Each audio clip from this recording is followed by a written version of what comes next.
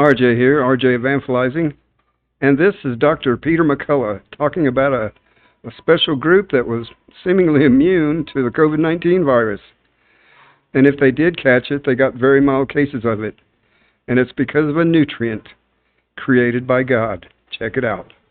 Was there anybody who was immune to like any genetics or demographics or cultures that were immune to COVID-19? There's one adult group, you're going to laugh, but there's one adult group, no specific ethnicity or culture, but you're going to laugh. Smokers. Smokers couldn't get it? They got it very mild cases. And they don't get long COVID. You know why? Why? Because smokers maintain a level of nicotine in the bloodstream. That's right, smokers. They were one of the most warned demographic or groups during the COVID-19 because it's a respiratory disease. And everybody knows smokers don't have a great respiratory system. So, anyhow, here's Dr. McCullough with a little bit more on nicotine and how it helps with long COVID. They actually smoke frequently enough. Blood nicotine blocks the spike protein as it's interfacing with the nicotinic acetylcholine receptor. Smoking blocks the spike protein. It's amazing. I thought smokers were going to go down. Well, who knows now then? All those years of this, all those smoking advertisements ended up probably saving people's lives 40 years later. My God. Well, you know what? We use a nicotine patch, 7 milligram patch, even in non-smokers to help them through long COVID.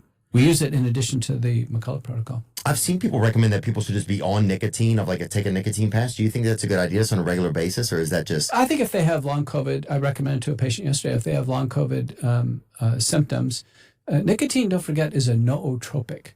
A nootropic is a drug that does make the brain function more effectively.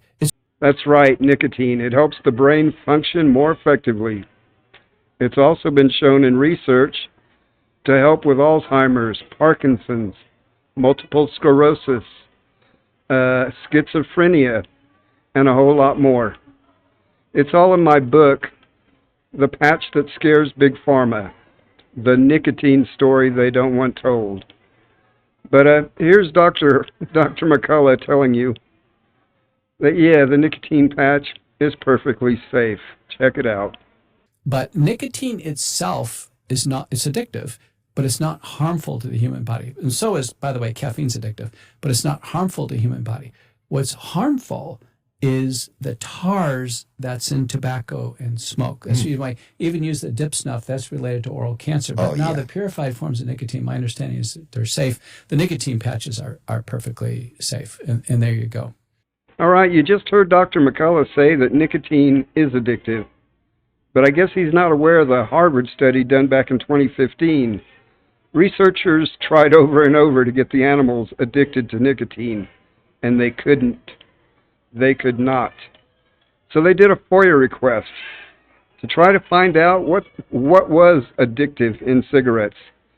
And they discovered the chemicals that the FDA allowed cigarette manufacturers to put in their cigarettes that was addicting the people back in the 70s. And all that's in my book, along with the long COVID study and a lot more. And you can get that book at payhip.com/RJ Evangelizing. Get the whole story on nicotine, the truth. It's a nutrient that can help with so many diseases: Parkinson's, Alzheimer's, multiple sclerosis, autism, reverse anger issues, and help with anger and behavioral issues in autistic patients. There's a lot of promising research on nicotine, and the truth about nicotine needs to get out, and it's all in my book. So check it out at payhip.com/RJ Evangelizing. God loves you, and I love you. Take care.